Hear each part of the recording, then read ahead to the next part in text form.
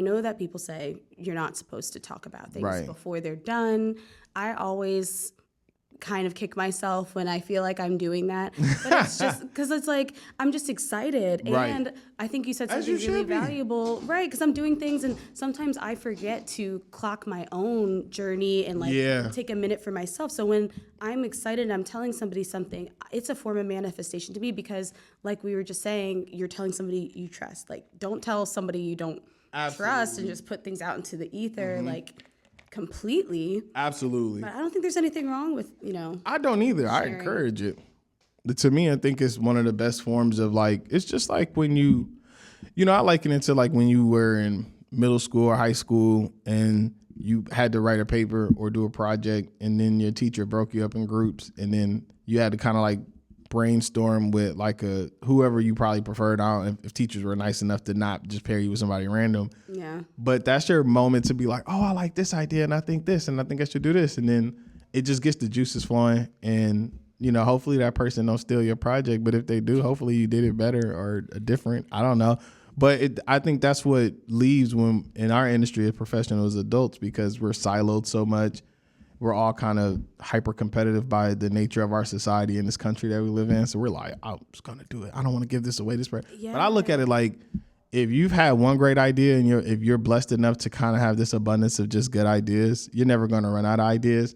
And that person probably wasn't going to do it the way that you ended up doing it anyway. I was just going to say that. You can copy my idea, but you can't do it like me. You can't. Like, I'm the original source of it. And then it's like, so it's rooted in different things. But I honestly, you should be very protective over your intellectual property and your ideas. I am a champion and I'm a huge proponent of it, to be honest with you. So I stopped talking about stuff that I wanted to do online when I started seeing people kind of like following me for that purpose of like, yeah. I was like, all right, cool. Easy to do that. It's weird. So many people in radio stole my shit. I just got mad to the point where I was like, I wanted to do a post one day. And then I was just like, no, don't do that because that's not the type of person I am. I hate that though. Yeah. You have to have that discernment. You have to give an example of the time somebody like completely Oh stole man, I have many stories, many stories. Well, give one. I'll give one. You give one. And somebody like completely jacking your shit.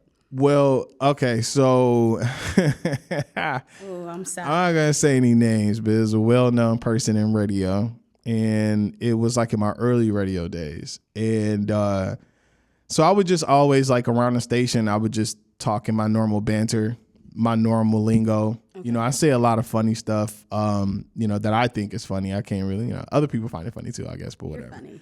So thank you. And so I ended up like saying something around this person. And this had to be like 2012 or something like that, or 13. And I ended up saying something that I kind of like used as a catchphrase later on. And so, but I was overnight and I was like a board op. And so I was like overnight and then I would have my little midnight mix. My on air time would literally be from like midnight to like 2 a.m. So I was only on 2 hours. And then after that, I was like board opping for a very well-known countdown that was like a nationally syndicated show. Okay. And this person heard me as I was talking to them about what was supposed to be happening with their show because the show was coming in pieces. So I had to kind of like put it together and it was coming in like out of order. So I was like, all right, cool. He's giving me, put this here. I meant to say this here, whatever. I'm like, okay, cool. And so he heard one of my like snippets from my show promo. It was like an overnight sweeper that I used to run. Thinking nobody was listening. And so he's thinking I'm thinking nobody was listening because I'm like, at this time, this is like the least listened to portion of radio in the whole entire program of a radio station. And then they heard it, but I didn't put to it. He just kind of like heard it as we were talking. Mm. And then like literally the next week, like him opening his show, this countdown that he was on, he said the exact phrase that I used and he did it word for word, cadence and all. And when they sent me the files, I was like, nah, I'm like, this is just a little, he probably, I ain't gonna, whatever. This guy is well known. This is a major name in radio. I'm not gonna say nothing. So I didn't say nothing that first time. And then the next week, because it was a countdown that took place on a weekend after the 6 a.m. hour. And so it happened again. And then I'm like, all right, that's at the top of the hour opening the show. I'm like, all right, this ain't no coincidence. So I'm not gonna say nothing. But I'm going to mention it to my programming director because I think this is kind of crazy. But before I could even get through that thought and think about like my next course of action, at the top of the hour in his next segment, he said it again. Oh, he really stole that shit. And I was like, he's going to keep doing this shit, ain't he? Yes, he's going to brand it. He's going to. So I was like, all right, so I went to go talk to my PD and my programming director for the sake of convo. But my PD was just like, I'm like, yo, look, this person is doing this. I think this is kind of crazy. I haven't heard anybody else say this but me. Like, and now all of a sudden he hears the same night that I'm doing my sweepers over, or that I heard my sweeper started running overnight, and all of a sudden he's just saying it. Like, that's not a coincidence, and he's saying it increasingly, like it's becoming more consistent. Oh no. He like, oh, it's radio, ain't no telling, just, it probably just saying it to mix it up because, he's on the air at this time, all the whatever, okay. And so I was like, all right, I'm gonna test this theory, right? So I'm just gonna say something, and it's gonna be something so random and not make any sense. It's just gonna be an ad lib or something that I throw in like my mix on the back end of talking into a commercial break. And I said something like, I can't remember exactly what I said, but it was something so corny and something that I would never say. And people know me, know I would never say that. But I did it just to do it anyway. Right. And I put it at the end of my show on purpose. And sure enough, the next broadcast, he used my the same stager that I built. I just did it just to do it. And he started using it. And I was just like, all right, okay, I see what this is. And that's when I learned a long time ago, like some of the bigger name brands or personalities in radio, they just will find your stuff and they will take it and use it. And they will use it all up, and they get so much more listenership than you do. Yeah. So it sounds like you're taking from them, like, oh, I heard you say that, and this person just said that. And it's like, no, that person got it from me. And because that person is well known, other people just probably won't believe you. And and they're just sourcing anybody for, just for inspiration. Oh, for sure. Because they're dried up. Like they don't have any kind of their creative juices have grown dull, and they're just doing this thing because they're doing so much radio. Yeah. For the most part, they're like, oh, I don't know. And then, so what happens is when people become syndicated in different regions, what they try to do is tap into that region and see exactly like, what can I use to make my show sound a little bit more catered towards that region. Mm-hmm. And not creeping generic. in the night, stealing all your content. Right? So you thinking you chilling, you like, oh, I'm overnight, ain't nobody listening. Trust me, if you are on air at any point in time, they looking for some stuff to take and package up as their own. So what ended up happening? Well, my PD ended up, first off, I don't think he ever reached out. I think he just lied to me. He's probably scared to get me out of his face. Yeah. But he said he was going to reach out, but he ended up getting fired like a short time after that. The station was going through like this big quote unquote churning of the audience is what they call it. But really they were flipping program, and they were flipping to a different format. And so, we ended up not carrying that show anymore, and then they ended up later on doubling back and carrying it anyway. But what ended up happening was I ended up meeting this person for the first time, like fast forward, like probably like 5 years later. Okay. And so I saw him, and it was the weirdest setting because it was like an after party from an event that we did when I was like at iHeart at the time. And we go to the after party, and I'm just sitting there. His vibe is pretty chill, like. Then the party started livening up. It was getting lit. And then here he comes in with his entourage, and he has like 2 people with him that I know because they've been on his show. And so he comes in, and I see him. And so he's saying what's up to everybody, all the DJs and all the on-air talent that's in the corner. And he, I shake his hand. And I'm like one of the last few people. So I laughed, and he was like, oh, what's up? Like, I was like, you used to do the show, out in Orlando, right? Like syndication. He was like, yeah, it's like, that was your joint, right? He was like, yeah. He was like, oh, you was the guy I used to talk to produce the show. I'm like, yeah. He like, oh, what's up? Congratulations. I heard you. I'm like, yeah. I'm like, yo, I asked you a question, just, out of just pure curiosity. Like, do you remember this particular phrase I used to say at the end of my shows or just throughout my shows? And oh my God. You coincidentally start using them? And he bust out laughing. He was like, oh, man, I don't even know if I did. If I did, I'm sorry type deal. But he's such a cool personality to the point where you like, yeah, I know what you did. But it was really it was funny. Water under the bridge at that point. Listen, at that point, it was just like, whatever. But it was so funny because I know, because his eyes, like I can see him his cognitive dots started to connect. And then he was like, yo, if I did this, probably just was, miss Because it's not the first time. But the way he thought I was going to press him about the situation was funny, because I don't like, my demeanor isn't like I'm not like no fake tough guy, nothing like that. But I just think that was the last thing he was expecting. And I think it just threw him off.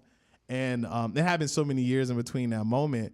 But it was very clear, because we used to talk like every morning, like for probably like a year and a half, maybe, until like he just wasn't on our show and our programming anymore, our schedule. So I knew he knew who I was, because every time we talked, he knew my voice. Like, it was a very distinguishing accent and all that shit, stuff like that. Yeah, because he had to practice it. Yeah, for sure. So he took it. And so after like years of enduring that, then that became like so after that encounter, we got to a point where like every time I see him out now, he says the phrase and I laugh. Oh my, okay, all right. So I didn't know if he was taunting me or if he just was like, it was a joke or whatever, but it's water under the bridge. Yeah, I was going to say, it seems like, I'm glad it wasn't like it shouldn't be a situation. No, it shouldn't have been. I'm glad you said something. I think it's great that you said something, because that's my shit, first of all. 1,000%. But I'm glad he kind of like, he made light of it. It's probably not the first time. And it wasn't the last time. I mean, I'm sure I wasn't the only one. Like, I'm sure it was other people he probably have been seeing, because when you syndicated in different markets, you meet different people.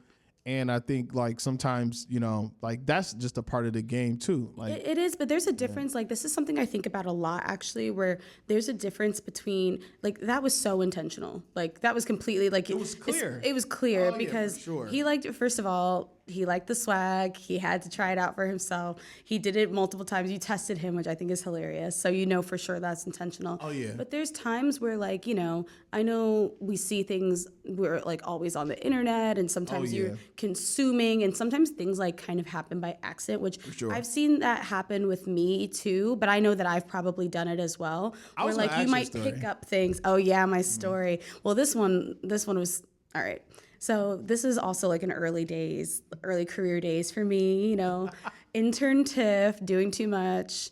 So I'm at my internship, and, again, I was trying to just like soak up everything. I was trying to do like, all the things and trying to figure out ways to kind of like stand out, So I love to write, like, part of my degree is journalism. So I was like, hey, I was pretty close with one of the staff members that, we were working with the whole team, and she ran the blog for the company. So I was like, and this is like a media entertainment company, so it was like a really fun. Oh, it's vicious in there then. Yeah. So you really gotta, for sure. You really, it's tooth and nail in there. Yeah, you like, gotta stand out. You fight for. You gotta stake your claim. Like, so I was like, what am I gonna do? So she ran this blog. She was also really dope.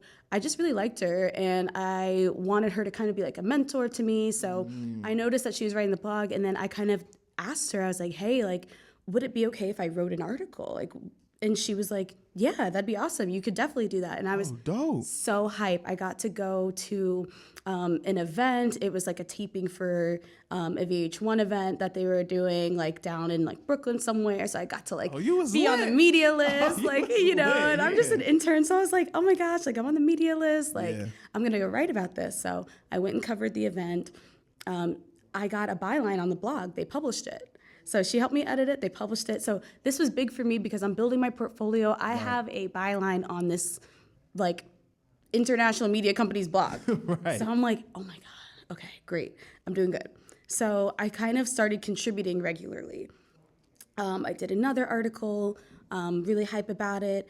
And I think, early in those days, it's not that I wasn't really like keeping too much to myself. I also wasn't, but I knew not to like necessarily go talk about it too much either. Right. So, but I think I pretty much, the other interns knew I was writing for the blog, basically. I can't remember. Like, we probably talked about it, or it just became obvious at some point. I'm about to say, y'all working in close proximity. We're working together, so sure and I'm not hiding it or anything, but you're also not promoting it. I'm also not promoting it. Right. So there came a point where I get approached by this like mentor type who was basically like, oh, okay, like, you're going to write this story. There's a story I was already working on. You're going to co-write this article with this other intern. Right. And I was like, okay, but it's because that intern had like kind of asked to be on my article, and like I'm gonna write it with Tiff. And I was kind of like they didn't talk to me about that. Is that necessary? Like, do we need two writers for this article? I don't think we do. I don't think we did. No, like, but they kind of like intruded on that, and that was kind of, I was like, oh, okay, like, you know, fine, but I had my little thing going, so Right. I didn't. I was like, all right. yeah. Where'd you get that idea? So fine, you know, whatever. So we ended up like doing that together, like no big deal. But it became such a pattern of like my shit just kept getting dropped with everything to the point that like I was really like, is this intentional? Like all the ideas that I was coming up with, like then now they wanted to do it too. Like if I asked to do something or I wanted to be somewhere, I thought of something that, to make myself stand out, like they do it too. And listen, hustle by all means, Right. but in your own way, even. Right. Or Yeah. like, figure your own lane out. Figure your lane out. Yeah. Yeah. Don't tread on my shit. Don't try to steal mine. No. And I think it'd be different too if we like, I don't know. We won't get too into it. But one thing I will say is I try to keep mine very surface too. Right, yeah. It's tricky. I'm like, but there is one thing I will tell you about, which is there's a series of things, but one thing that I was really like, this is crazy. My Instagram handle, I've had it forever. It's very specific. Yeah. And they started using that phrase. Oh, shit. For everything. Like literally What? like branding themselves with my. What? Yes. That's flagrant. Nah, that's flagrant. That's when I threw the flag. And I was like, you gotta, we gotta talk. Yeah. I gotta approach you about this situation. Like, hold on, that's literally my brand. Yeah, that's crazy. Because now at this point, like you being disrespectful intentionally, like this is public disrespect. It's one thing to, you know, try to mimic some of the stuff that I have going on or whatever the case is. Maybe try to tag along at my events. But now you about to take my whole phrasing for just my social media presence. That's nuts. It's uncalled for. Yeah, no, that's crazy. And I crazy. think that there's something to be said for, because, you know, I remember like talking about it at the time. And of course, like my friends were like, oh, hell no, like how you're being with that. But then, of course, I'm talking to somebody like, I don't know, maybe it was like a parent or something. He's like, well, you know, sometimes people look for inspiration. And I'm like, inspiration is like, you said a funny phrase, and maybe I was kind of like using the phrase. Right. Maybe not off the radio, but. Yeah, no, but you're right, though. But like something funny that someone says. for Like sure. sometimes I even think about that. Like there's a couple things that are kind of like in my vocabulary that I realize I've picked up from friends that are funny and cool, that's complete. That to me is inspiration. That's fair. Yeah. Like that's fair if you have a different. And I'm not using it as my own. Right. But it's if just that's something in you your pick up. Exactly. Like if it's in your normal conversation now because you and your friends say it so often, or maybe one of your friends said it and it stuck with you. That's a whole nother thing now. That's a whole other thing. But we talking about branding and marketing, like imaging. Like you are taking. I was scared. No, I would have listened. I would have been like, hey, we gotta talk like, right now. Like yeah. in person. I wouldn't even like warn them. I'd have just been like in the meeting after the meeting, like, yeah, so what's going on with this thing that you're doing? I'd have asked questions. There was a point where it's so long ago now. There was a point where I did flag, so I was like, what's that? Yeah, because that whole saying or phrasing of, you know, imitation is the biggest form of flattery. I don't give a fuck about none of that. I don't give a fuck because stop using my IP shit. That's matters. it. Yeah. Yeah. No. So like now we get paid off. Yeah, about to say, because now this is like this is how I make. So now people can distinguish between my brand and your brand for God knows whatever reason, but still that's just the way it happens in the market sometimes. Like now I got to come to you and be like, hey, knock it off. You know what I'm saying? Do you have any trademarks? No. We gotta trade. We gotta start doing that. You know. We gotta start trading. I'm about to get. This is the year I get serious. But you know what's so about my funny IP. is I don't have any trademarks, but I encouraged everybody who I met early on when I was like freelancing and helping people build their podcasts and just like going through that whole thing. I encourage them all the time. Copyrights. Yes. Make sure you copyright the name of your podcast. You know, own that name legally through IP. Like, you know, make sure you file and trademark it. Those are the two things. And then I've told people to do that shit. But only reason I knew to tell them that is because after the stuff that I went through. Right. Because when you do certain things and they can even have like nominal success. All right. So just like a small increment of success. And you'll be like, all right, well, this is mine. I'm going to take this from here. And they'll be like, nope. You did that over here under our imprint at iHeart. And now it's ours. And if you want it, you know, you're going to have to pay for it. Like, you know, or they'll come out with some way to kind of make, because like, but my thing is like, so anyway, that's a whole nother conversation. I know it is, but that stuff's tricky. Like it one really thing, is. What comes to mind when you just said that is actually like, I don't know if this is a little off, but still in the realm of IP, especially because you said iHeart. Like when I think about working at larger companies. Oh, for sure. For example, remember the intern that came up with the whole Spotify year in review? Listen, when I worked at Spotify, were you there at the time? Yeah, time? That whole situation was crazy. Like because for what it's worth, that whole situation was crazy because it was such a great. And I'm so happy you used that because being inside of the company when all that stuff was like kind of happening, it's like to me, I didn't know the whole background to it. I just knew rap was like one of these things that we did annually.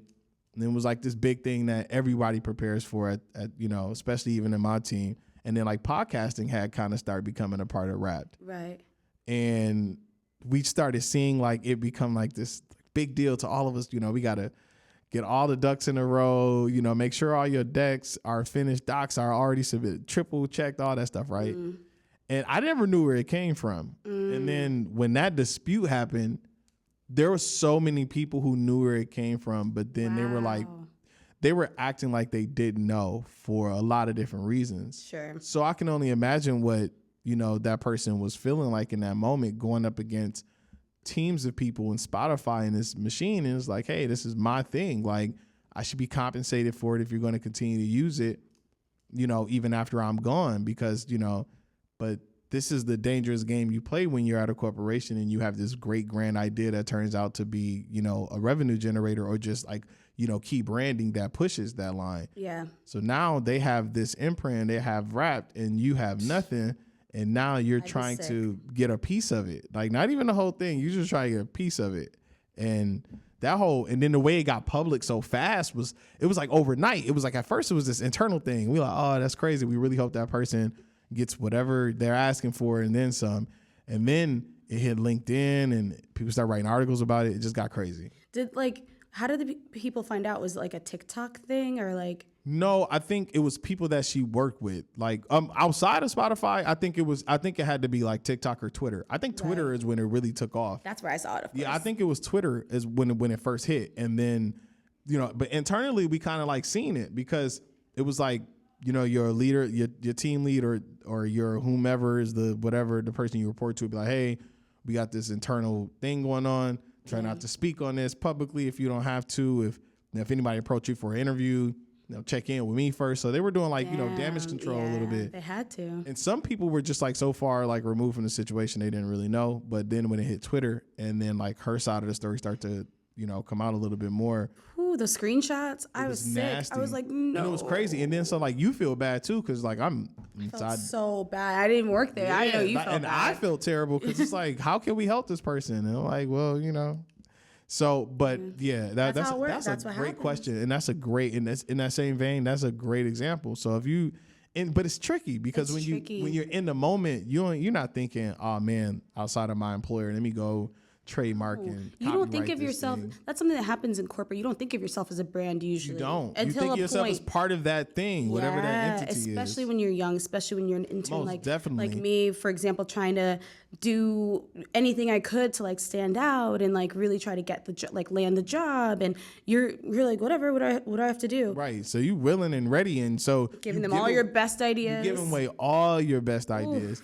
And to me, it's like it's a crash course in what's to come because it never really stops. No. You know what I'm saying? Like the older you get, the further you get in your journey, the more ideas you come up with. And now you have this learned observation, or you just over time, you have this experience and you kind of know what's going to be great and what's not going to be as great. Yeah. And then now it's like tried and true. So you kind of know like, all right, man, I'm not going to give them this one.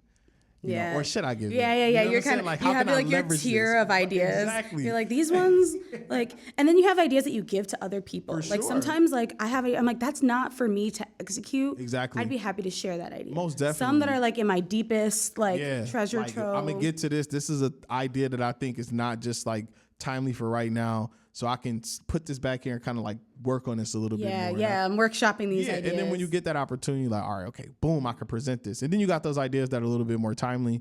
And you're like, all right, well, this is happening right now. So this is the idea I'll come with. So it's kind of like that moment of discernment inside where it's like, how much do I give away to this company that's, that I'm basically a contractor for? Because, I'm not permanently employed. Like I'm full time right now, but or whatever your situation is. Sometimes you are a contractor and you like, I'm trying to solidify this bag. At least I know you have to make that decision. And I've done that before where I'm like, I don't mind giving away these good ideas because for whatever reason you have at the time, if you have like a specific goal or whatever. But I had a mentor say to me, so he actually specializes in like entertainment law, media law, things like that. We need more of them. I literally need a schedule call with him again just to hear him preach. Need more entertainment lawyers. Oh my God. I'm trying to meet more too. So just putting that out there. I'm trying to meet more. But I had a great lecture from him when I was in my program in Toronto, the house program. And I will never forget, like, he was like, don't focus on trying to generate money as an entrepreneur. Don't focus on money and revenue and all that. He's like, focus on ideas. And like his whole point was about copyright. Like he really got me hip to like, oh my God, copyrights and trademarks. Yes.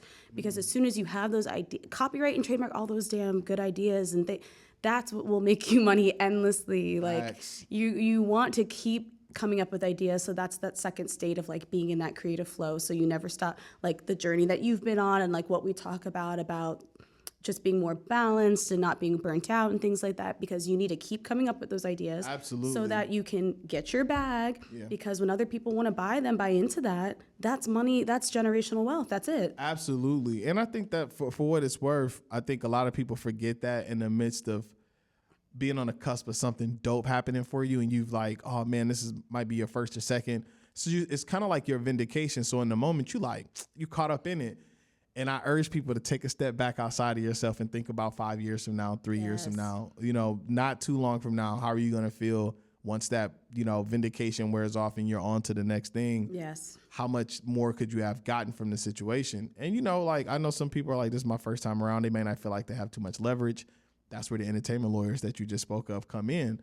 Talk to them, be like, hey, look, this is my situation. Get that consultation. I don't know if they offer a free 1 hour, 30-minute, whatever they look. Even if it's $50, like $100, like I promise you, I will pay it. Listen, pay it, because it's going to be immensely beneficial, because you don't know if this might be the one idea that in your entrepreneurial journey that might take you to the next level, or at least put you in a different playing field where now you got leverage. So more. That is chess. So like to me, it's like, it's worth it, man. Like there's so many times I wish I would have had someone like you tell me, hey, I went and talked to an entertainment lawyer about, naming this segment of my show on the radio. Now that station and that entity or that company has that naming segment, and they own the rights to it because of the paper, that employment contract you signed, and now the name of that is theirs. You don't get to take that with you. I've seen some people have their name, their actually on-air talent name, be owned by the actual company that they were on air and being a talent for. That's brutal. So when they wanted to go to another company or just go on to do their own thing, they're like, all right, look, your name stay here. This is ours. These are literally IP horror stories. Like now that you sharing that, you've inspired me too. Because now that you said that, I'm like, no, let me go book that consultation this week. Let me actually do. I know these things are in my head that I've been like, I know that's a good idea.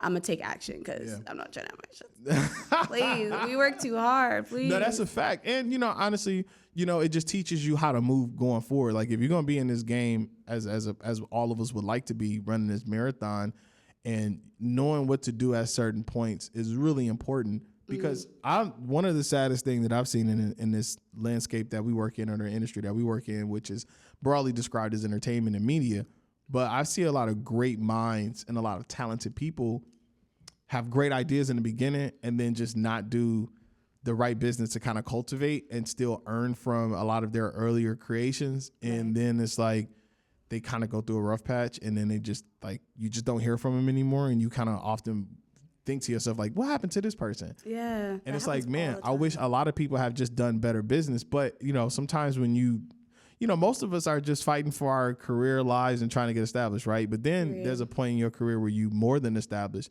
and no one ever really tells you how established you are. You kind of got to figure it out yourself, because I promise you'll be doing some major shit, and in your mind and your heart of hearts, like, I'm killing this shit right now. I didn't put together this podcast. I didn't help produce this. I didn't connected these dots over here. I didn't build a partnership over here. I just got somebody paid. I just got to check on something. I'm on fire right now. And people will downplay you like you not killing this shit, or like you not doing something And that's remarkable or worth notating. And I promise you are. Like, listen, you know how many times I waited for people to tell me in radio, or not even just radio, just in general, in my career, I'm like, I know I'm killing this shit, but I feel crazy, right? I feel delusional. Like, y'all not seeing this shit? I be looking around, like, y'all don't see this dope shit that I'm doing right now? And then once you stop doing it, you start realizing like, I was really cooking. I should have just kept going. I know. That's why you got to channel your main character energy. Main character energy. That's because the whole people, pinnacle. you know, like that's why you really have to do that for you, because the way that people will downplay shit is really sick. Fact. And it's weird. It's a tactic. It's a tactic to take the value off you, so that way we can get you for the cheapest. We can get you. That's how people get you for the cheapest number possible. I'm like, yeah, all right, whatever. And you're like, all right, well, what I got to do? All right, well, cool. We'll have you come in at this price. We'll book you for this price, or we'll, give you this amount. You're like, damn, that's a lot lower than what I would have just made on my own.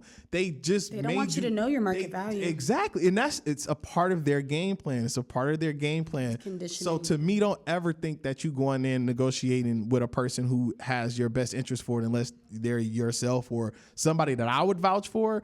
But for the most part, the whole name of the game is to get exceptional talent for the cheapest price you can get it for. Corporation, like all of that. But that's why literally you took the words out of my mouth with like, that's why I'm always advocating for creatives. And when I see it, like I clock it so quick. I was trying to build a partnership with a brand that like the way that they were trying to downplay the creators that I was showing them that were like perfectly aligned with their audience, had great engagement, all these things, but then they wanted to be like, well, their views were kind of low on the last few videos. Don't play that game, like, right? Like I immediately stopped listening at that point. I'm like, you know what? Like we'll talk a little bit, but like you can see the writing on the wall where it's like you're in that game of mind tricks, manipulation, and I'm like, no, I want people who are like, yes, or at least open-minded. I'm not saying you have to say yes, but you have to at least be open-minded to the fact that there's potential, there's things here. You don't want to just diminish someone's worth off rip. And that's what I hate the most. And kudos to you for identifying that process quick as soon as it was happening. That's what I mean about people having, the wherewithal or just going through the journey. Because 7 years ago, you probably might not have clocked it, right? 5 years ago, maybe even you might not have clocked it. But now on this is like the best learned, the hardest lessons sometimes give you the best, learned, knowledge, right? So now you can see it coming from a mile away. It's like, okay, I already know our analytics are through the roof. I'm not even tripping. So the fact that you would even downplay one or two videos, I already see what you're trying to do. You're trying to curb. Mm-hmm. And they were. And of course, they were like, yeah, we have a commission basis. Right. Hey, you don't have the budget. You don't have the budget. Just say that. Because now I can move on because I have a list. You weren't my only go-to. Right. I have a lot of pitches that listen, somebody got this money. Somebody has this budget. And somebody has a partnership idea that's going to have mutual wins for both sides. I'm looking for that. I'm not looking to con you or swindle you out of your budget and get the maximum dollar. We don't have to waste each other's time. We don't. Just tell me, hey, we ain't got that number, but let's find something. But I love that. And that's the type of information and knowledge that comes with this journey that schools and other stuff like that don't prepare you for. So being in that chair and then also doing right by, the people that you work with, to me, that's an integral part of the game. A lot of people don't have integrity like you. So this is what this all, like you said, full circle. Unfortunately, we had our shit jocked. We've seen some shit. We've been through some shit. So now it's at the point where it's like, okay, I know how to combat this, or at least know when it comes to me, I recognize it. I see it. So now what you do with that, you can move forward with. It's all part of the experience, all part of the journey. Like, fool me once, twice, 3 times, right, exactly, but not fourth. Yeah, you can't afford to at that point. You got to keep something in the stash. So I always tell people, for every great idea you come up with, just keep one in the tuck too. Just keep one or two in your bag, so that way when somebody jack your shit, and it will happen before it gets to that point. It's not all I have. It's cool because that's not all I had. I got something back here. Like, oh, that was the light. Right. That was the light idea. Right. That was the free trial. How the market was going to respond to it. Right. Now that I know that y'all fucking with it. You do that too? I got this other thing over here that I know y'all going to fuck with. Trust I got me. the premium back here. I keep one in the tuck for you. Like, this is what it's about. I love it. Thanks for coming on, dude. Thanks for having me. It's always a pleasure, Tiff.